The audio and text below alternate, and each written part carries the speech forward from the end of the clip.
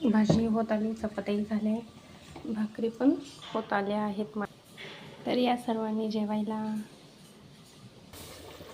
थोडी कोथिंबीर टाकून घेऊ आपण.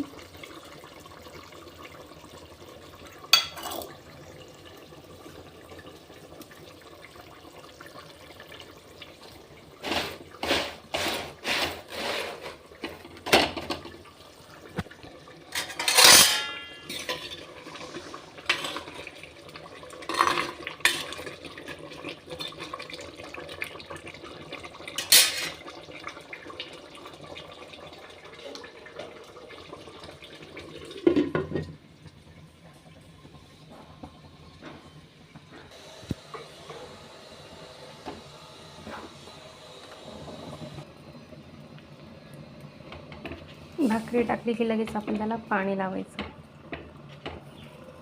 जेणेकरून त्याला तडे जाणार नाही.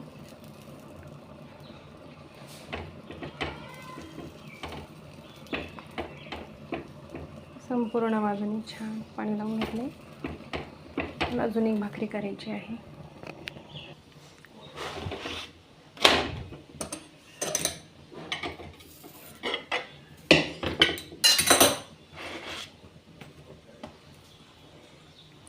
भाकरी कशी फुगते बघा, तुम्हाला दाखवते.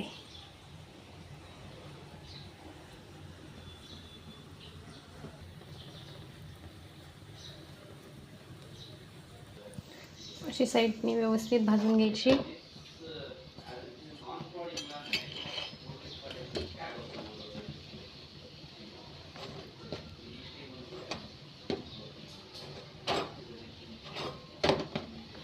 जळून द्यायची नाही, फक्त कडेकडेने जिथे कच्चे असेल तिथेच भाजायची.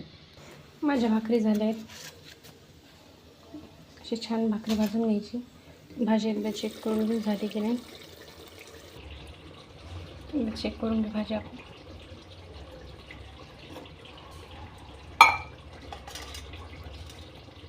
ऑलमोस्ट शिजली आहे भाजी, छान शिजली आहे.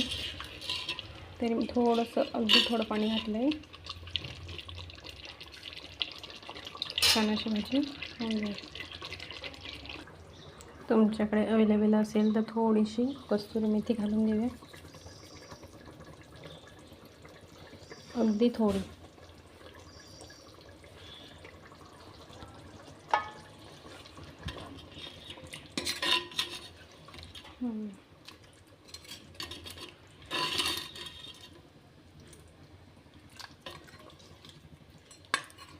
अगदी 5 मिनटं होऊ देऊ बारीक गॅसवर, आणि मग सर्व करू.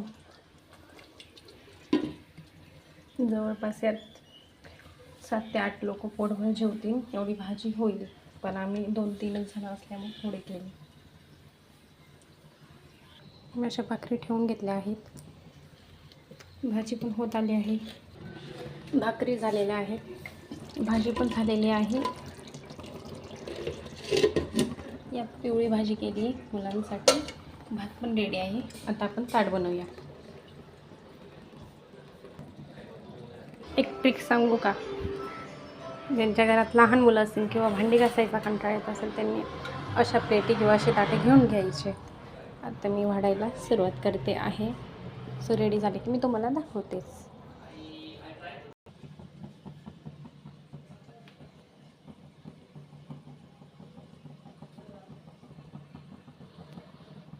या पटकनी जेवायला.